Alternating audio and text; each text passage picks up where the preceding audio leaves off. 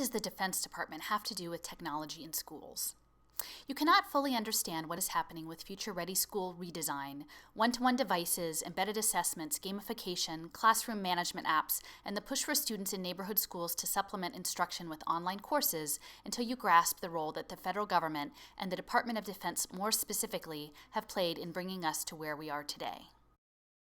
In 1999, just as cloud-based computing was coming onto the scene, President Bill Clinton signed Executive Order 13111 and created the Advanced Distributed Learning Initiative, or ADL.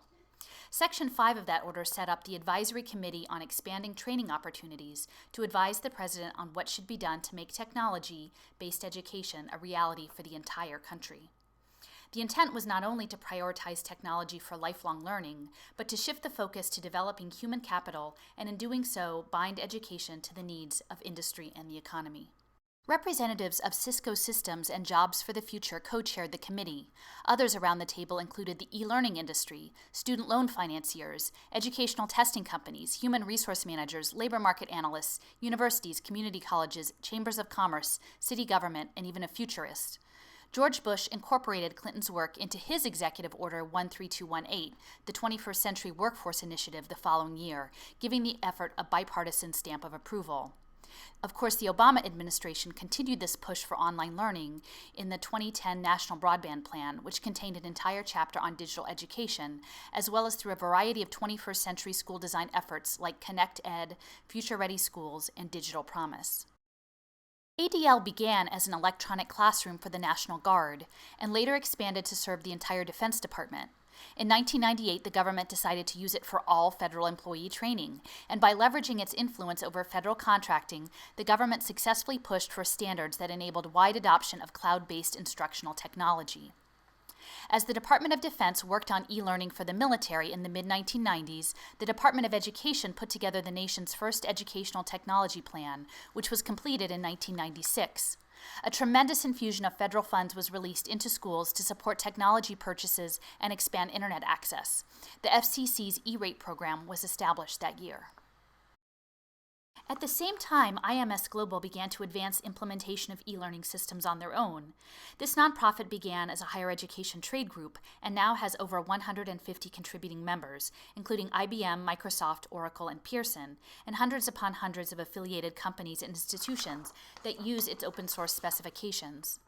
The Gates Foundation is a platinum-level sponsor of 4 major IMS Global initiatives for K-12 education and data analytics. Over 20 years, IMS Global members shared research and resources and built up an industry now valued at over $255 billion annually. So if you still wonder why they won't give education back to human teachers, you simply need to take a close look at the many politically connected interests that are counting on digital education becoming the new paradigm. IMS Global and ADL teamed up to establish common standards for metadata and content packaging of so-called learning objects. In the world of the 21st century, education reformers anticipate school will become largely about children interacting with these online learning objects, a playlist education, if you will, where, based on your past performance, algorithms will serve up what they think you need to know next. For folks like Reed Hastings, Jeff Bezos, and Mark Zuckerberg, such an education where students consume predetermined content seems the ultimate in efficiency. Gamified experiences and online simulations being developed through ADL and DARPA in partnership with many universities and nonprofits are also providing a new structure for capturing students' soft skills and shaping their behavior. The end result was called SCORM, or Shared Content Object Reference Model. SCORM provided pathways for the bits and pieces of e-learning content to get to a particular learning management system, like Dreambox or Compass Learning, accessed by a particular student. It tracked elements like course completion, pages viewed, and test scores. In 2008, there was a desire to track a student's interaction with devices outside of a fixed learning management system. New devices and games did not work within the SCORM framework. EdTech proponents wanted students to be able to interact with online content in new ways so that they could record interactions taking place on mobile platforms directly through browser searches or via Internet of Things sensors. ADL commissioned a new specification that could track activity streams as students interacted with online media. The result was XAPI, or Tin Can API, which debuted in 2011.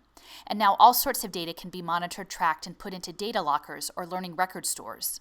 LRSs can store information about what videos you watched, what online quizzes you took and the results, what websites you visited, what books you purchased, what games you played, what articles you read or annotated. It can also capture data gathered via sensors, RFID chips, and biometric monitors.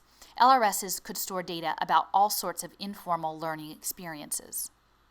With the development of XAPI, the EdReform 2.0 vision of anytime, any-place learning, learning where human teachers and school buildings are no longer actually required, can proceed more quickly. Starting this year, IMS Global will be supporting Mozilla's Open Badge initiative. XAPI metadata could eventually be combined with badge programs and blockchain or Bitcoin technology to create e-learning portfolios. And if automatic credential verification and micropayment systems come to fruition, a virtual wallet voucher system could devastate already precarious public education funding.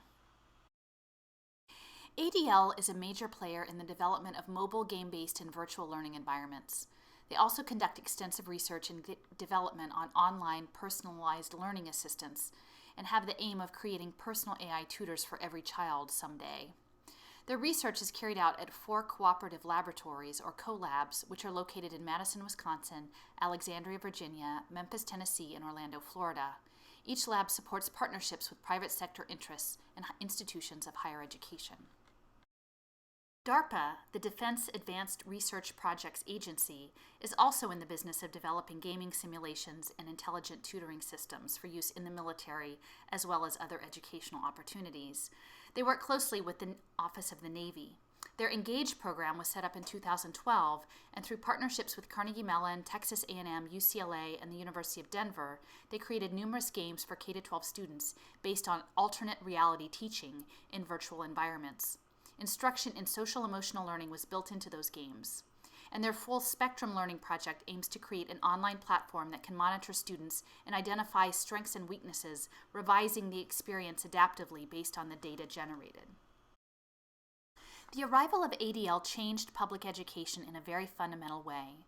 It is no coincidence that the destructive No Child Left Behind Act was signed into law a year after it was created. And over the next 15 years, with bipartisan support, education incrementally gave way to training, creativity to compliance, serendipity to standards, and human connection to digital isolation. And as the curriculum became narrower and narrower, emphasizing standardized test scores and demonstrations of skill and competency, education became a hollowed-out exercise, something that could be more easily digitized and outsourced to corporations. Data-driven, standards-based tactics have been intentionally employed to regiment the very human process of teaching and learning. During ADL's first decade, the imperative was to get technology and internet into schools. But once that infrastructure was in place, they could then concentrate on restructuring the curriculum, making screen-based education central, and pushing teachers into a secondary role on the sidelines. The implementation of Common Core State Standards was a big part of that process, as well as the associated tests. The National Governors Association and the Council of Chief State School Officers created the standards in 2009. But not as many people know about the Common Education Data Standards that were established at the same time. CEDS enabled the collection and sharing of vast amounts of data across sectors from pre-K through the community college level. The Learning Registry is another important piece of the puzzle. It was created in 2011 as a partnership between the U.S. Department of Education and, once again, the Department of Defense. It is an open-source distribution network of learning resources that hold metadata and paradata. And what's important to understand is that learning objects can be tagged with any sorts of information, including any type of standard. And for that reason, we could all get rid of Common Core State Standards, but still not make a dent in the rollout of digital curriculum. In addition to metadata, which is data that describes individual education resources, the Learning Registry also collects paradata through use of emitters that can be mounted onto smartboards in classrooms.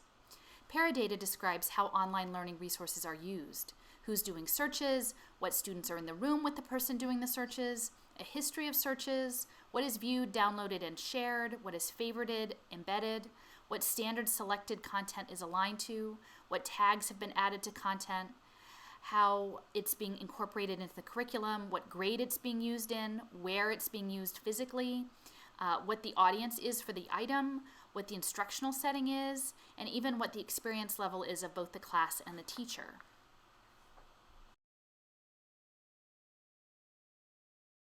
closing, it's important to understand that the devices in our children's classrooms are largely there because of a specific set of government policies that have prioritized technology over human educators for the past decade.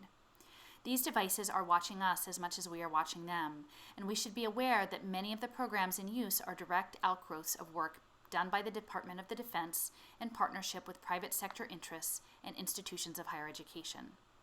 Technology can be used for good, but not if it is given an unconditional pass in our classrooms. Shine a light on educational surveillance. More information at Wrench in the Gears.